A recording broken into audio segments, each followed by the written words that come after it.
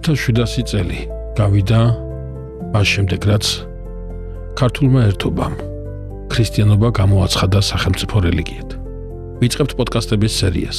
ჯულის მიერი ერის შექმნა დაიწყო და აი ამ სასწაულებით უფალი ადასტურებს ამას. ნინო როცა შემოდის საქართველოში, პირველად 2 თვე ურბნისში ჩერდება და იქ წერია რომ შეისწავლიდა ძალსა ამის ქვეყანისას. სხვადასხვა კულტურული ერთობები გამოვიდნენ წარმართობიდან.